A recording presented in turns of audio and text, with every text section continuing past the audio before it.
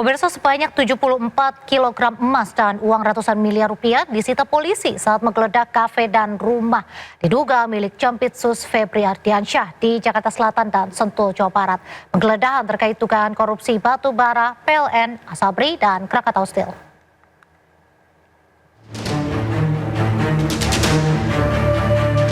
Polisi menggeledah sebuah rumah di kawasan Sentul, Bogor, Jawa Barat. Penggeledahan ini terkait penyelidikan kasus korupsi batu bara, PLN, Asabri, dan PT Krakatau Steel.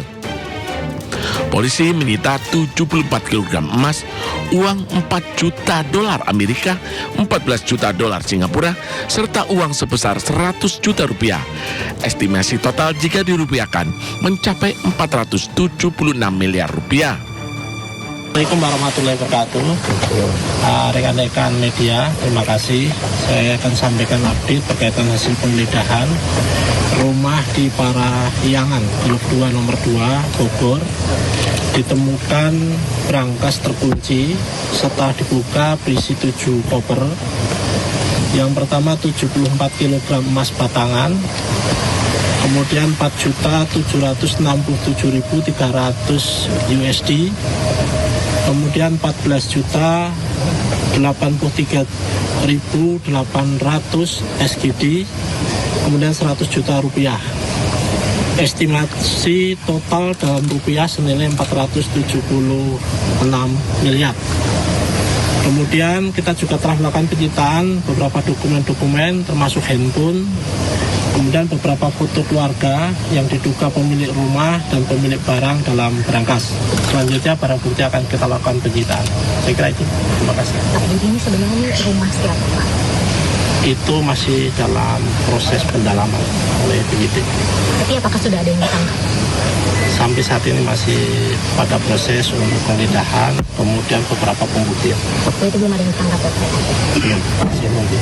Terkait penggeledahan ini terkait kasusnya, Tadi sudah dijelaskan, nanti secara detail akan kita sampaikan setelah seluruhnya proses penyidikan dilakukan. Ini selanjutnya ini penggeledahan yang gimana lagi, Pak? Tentu teknis ya. Saya kira itu. Terima kasih.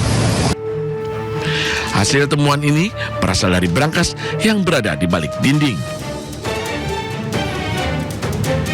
Sebelumnya, penyidik Kortas Tipikor Mabes Polri juga menggeledah sebuah restoran The Clan dan Money Changer di Cipete, Jakarta Selatan. Penggeledahan ini terkait kasus korupsi batu bara, PLN, Asabri, dan Krakatau Steel. Dari dalam restoran The Clan, penyidik menyita uang pecahan dolar Amerika Serikat dan Singapura senilai 60 miliar rupiah. Sementara dari tempat penukaran uang atau money changer, penyidik Kortas Tipikor Mabes Polri menyita uang senilai 7,2 miliar rupiah. Bersama 3 orang saksi, tumpukan uang tersebut kemudian dibawa penyidik ke Polda Metro Jaya sebagai alat bukti. Penyidik membawa 7 koper, 2 box kontainer, dan 1 kardus yang berisi uang dan dokumen. Tim Liputan iNews melaporkan. Usai polisi menggeledah kafe The Clan terkait dugaan korupsi dan tindak pidana pencucian uang, rumah diduga milik Jaksa Agung Muda Bidang Tindak Pidana Khusus Kejaksaan Agung Febri Ardiansyah di Kebayoran Baru, Jakarta Selatan sempat dijaga ketat personil TNI pada Rabu malam.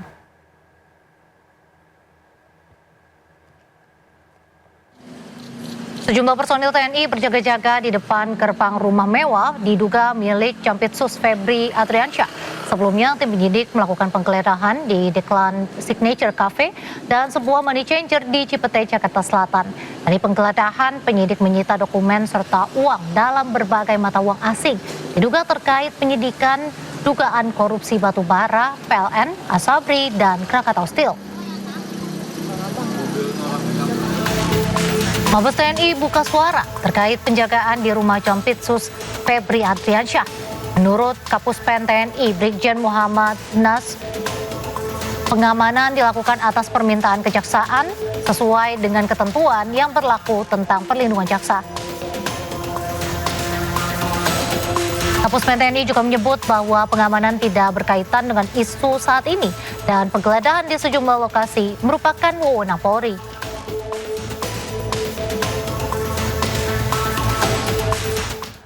Kabid Humas Polda Metro Jaya Kombes Pol Budi Harmanto menyatakan telah menyita sejumlah berangkas dan dokumen saat penggeledahan. Budi menjelaskan terkait pengamanan saat penggeledahan untuk menghindari gangguan yang menghambat penyelidikan. Ditemukan ada berangkas termasuk beberapa koper, tapi ini juga ada dokumen. Kita juga nanti akan memastikan kembali apakah duit ini berada di dalam berangkas ataupun di dalam beberapa dokumen. Pak, ini kan juga cukup banyak begitu ya, ada dari Brimob yang turut berjaga dan memang ini nampaknya mendapatkan perhatian dari masyarakat yang melintas di kawasan ini. Mengapa, Pak? Ya, kami melaksanakan ini sesuai dengan standar operation prosedur untuk terhadap adanya gangguan-gangguan. Kalau adanya gangguan-gangguan ataupun pihak-pihak yang mencoba menghalangi, menghambat proses penggeledahan. Proses penggeledahan ini bagian dari proses penyidikan. Dan kami sampaikan bahwa ada suatu ketentuan perundang-undangan di pasal 21 Undang-Undang Tindak Pidana Korupsi bahwa orang yang menghalang-halangi dapat dipidana melalui proses tersebut. Pengamanan Polda Metro Jaya diperketat pasca penggeledahan di 12 lokasi terkait penanganan 3 kasus korupsi. Pijakan ketat dimulai dari pintu masuk hingga gedung Direktorat Reserse Kriminal Khusus Polda Metro Jaya. Berbeda dengan hari-hari biasa, pijakan markas Polda Metro Jaya pada Kamis pagi tadi diperketat. Sejumlah personil Brimob ditempatkan di beberapa titik, dimulai dari pintu masuk hingga ke gedung Ditreskrimsus. Patroli keliling juga dilakukan.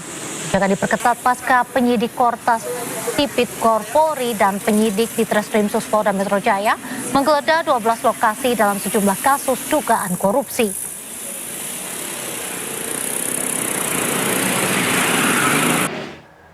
Kita beralih ke informasi lain, pemirsa. Roy Suryo dan Dr. Tifa mengaku mendapat ancaman pembunuhan menjelang persidangan terkait polemik ijazah Jokowi. Roy dan Tifa juga mengaku mendapat berbagai bentuk intimidasi. Orang saya bilang borgol aja yang semua polisi saya bilang memang benar. Kalian mau bunuh Roy Suryo sama Dr. Tifa saya bilang. Semua lain kok.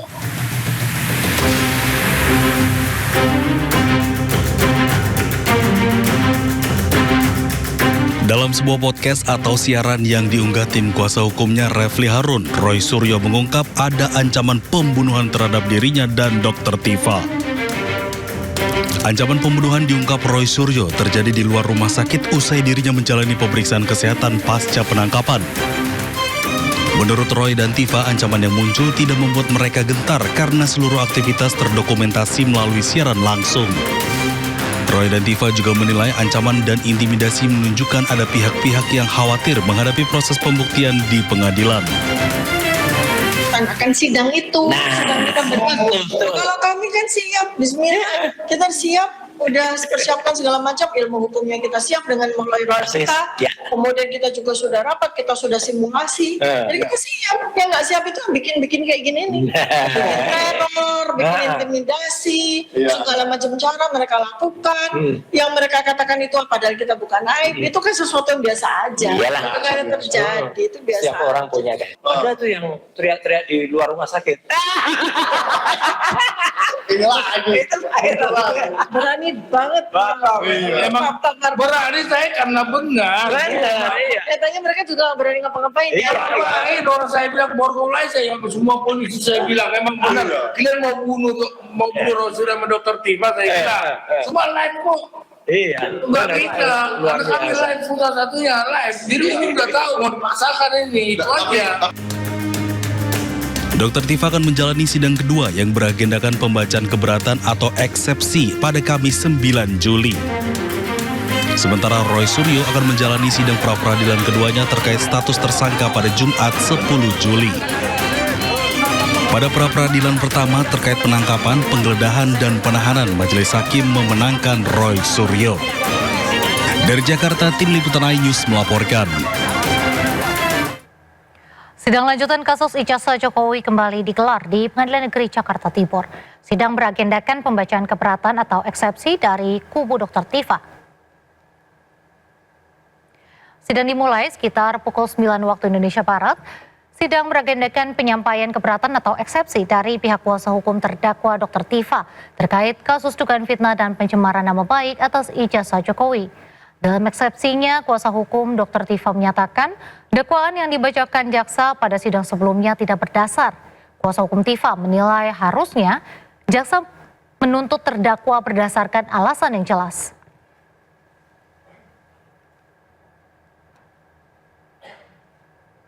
Presiden ke-7 RI Joko Widodo merespon putusan pra-peradilan yang dimenangkan Roy Suryo. Sementara terkait sidang pokok perkara, Jokowi menegaskan bahwa dirinya siap menghadiri persidangan jika diminta serta akan menunjukkan ijazahnya.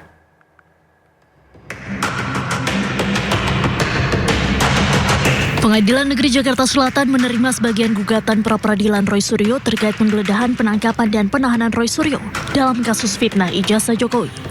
Hakim menyatakan penggeledahan, penangkapan, dan penahanan Roy Suryo tidak sah. Menanggapi hal itu, Jokowi mengaku terkait kasus yang melibatkan Roy Suryo dan Dr. Tifa, Jokowi akan menghormati proses hukum yang berlaku jika dirinya dipanggil oleh majelis hakim. Jokowi menekankan komitmennya untuk membuktikan keaslian ijazah miliknya. Ia menyatakan bakal membawa dokumen asli ijazahnya dari SD sampai S1. Hal ini berlaku untuk kedua persidangan, baik untuk perkara Roy Suryo maupun Dr. Tifa. Kita harus menghormati proses hukum yang ada dan mekanisme hukum yang ada. Kalau saya diundang oleh Yang Mulia Majelis Hakim untuk hadir di forum persidangan, ya saya akan hadir. Dan sesuai yang saya sampaikan yang lalu, saya akan membawa dan menunjukkan ijazah dari SD, SMP, SMA, dan S1 yang saya miliki. Diketahui babak baru kasus fitnah ijazah Jokowi kini tengah bergulir di meja hijau. Terdakwa Dr. Tifa telah menjalani sidang perdana di Pengadilan Negeri Jakarta Timur pada 2 Juli lalu. Sementara itu, berkas perkara terdakwa Roy Suryo masih menunggu jadwal persidangan resmi lantaran Roy sempat mengajukan gugatan pra-peradilan. Tim Liputan News melaporkan. Pemirsa, Indonesia mencetak sejarah baru di sektor energi. Dengan memanfaatkan potensi sumber daya alam, Indonesia berhasil mengimplementasi energi baru terbarukan, yakni biodiesel 50% dengan campuran minyak sawit atau B50. Presiden Prabowo Subianto resmi meluncurkan BBM jenis B50 atau biodiesel campuran minyak sawit 50%. Implementasi B50 ini merupakan keberlanjutan inovasi B40 yang berbasis komoditas kelapa sawit. Presiden menegaskan hadirnya B50 bisa mengurangi ketergantungan impor solar yang selama ini dilakukan. Selain itu, B50 merupakan langkah strategis pemerintah dalam mewujudkan ketahanan energi yang berasal dari komoditas unggulan dalam negeri. Presiden berharap B50 menjadi kekuatan ketahanan energi dalam negeri secara mandiri agar upaya impor bahan bakar terutama solar bisa dihentikan. Selain itu, dengan pemanfaatan B50 berbasis kelapa sawit diharapkan berdampak besar terhadap keberlangsungan produktivitas dan kesejahteraan petani sawit di seluruh daerah.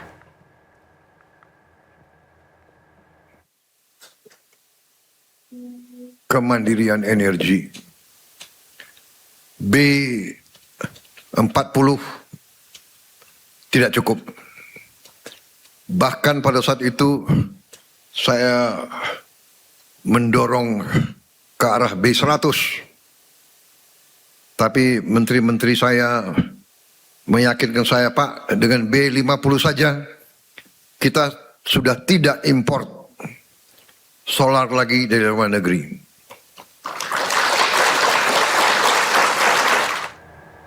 Industri aset kripto Indonesia memasuki babak baru dengan hadirnya pemain global melalui kemitraan bersama perusahaan lokal. Langkah ini diharapkan memperkuat ekonomi digital nasional sekaligus mendorong regulasi dan perlindungan konsumen yang semakin baik. Membangun kepercayaan dan memperkuat BTSE Indonesia resmi diluncurkan melalui joint venture dengan PT Aset Kripto Internasional sekaligus melakukan rebranding platform NVX. Kolaborasi ini menghadirkan teknologi, infrastruktur perdagangan, dan likuiditas global. Sementara tim lokal fokus mengembangkan pasar dan pengguna. BTSE Indonesia juga telah mengantongi izin dari Otoritas Jasa Keuangan sebagai pedagang aset keuangan digital. Dengan izin tersebut, layanan deposit, penarikan, dan perdagangan aset kripto dalam rupiah dapat dilakukan sesuai regulasi. Masuknya investasi dan teknologi global menunjukkan meningkatnya kepercayaan terhadap pasar kripto Indonesia.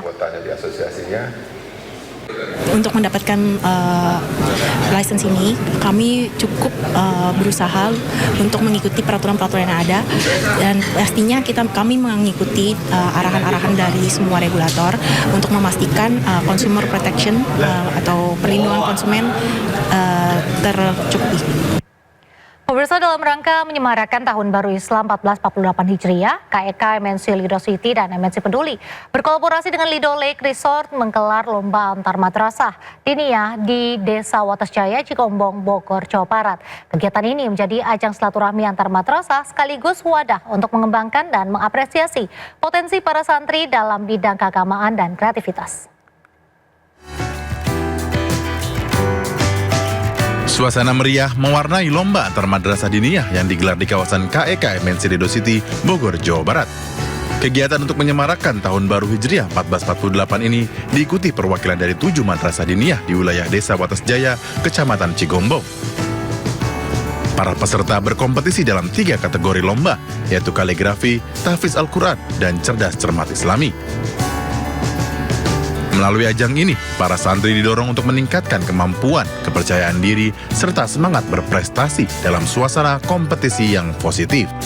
Mana kita harap dengan kegiatan ini, hubungan kami bisa dibilang semakin bagus, semakin baik, dan juga bisa menjadi kontribusi nyata bagi masyarakat sekitar dan bisa mewujudkan generasi muda yang berprestasi, tentunya berakhlak dan bermulia. Untuk antusias dari kalangan masyarakat saat ini, alhamdulillah mereka selalu mensupport dalam keadaan memberikan satu dorongan supaya menjadikan putra-putri kita yang memiliki citra akhlak, berwawasan, dan juga berprestasi. Melalui kegiatan ini, penyelenggara berharap hubungan yang harmonis dengan masyarakat sekitar dapat terus terjaga. Selain menjadi sarana pembinaan generasi muda, kegiatan ini juga diharapkan mampu melahirkan pelajar yang berprestasi, berwawasan, dan berakhlak mulia.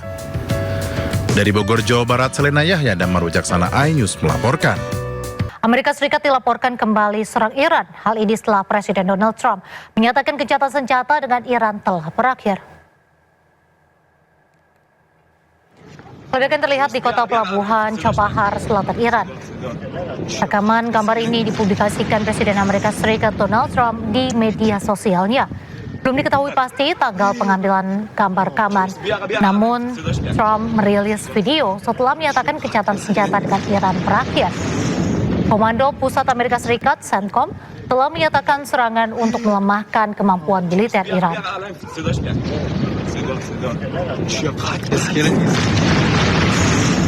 Pasukan Garda Revolusi Islam Iran kembali meluncurkan rudal ke pangkalan Amerika Serikat di Timur Tengah.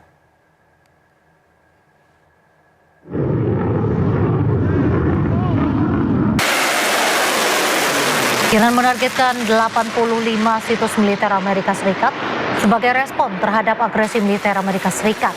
Selain itu, pembalasan ini juga sebagai janji-janji yang dilanggar oleh militer Amerika Serikat. Iran serang Amerika dengan rudal balistik dan drone.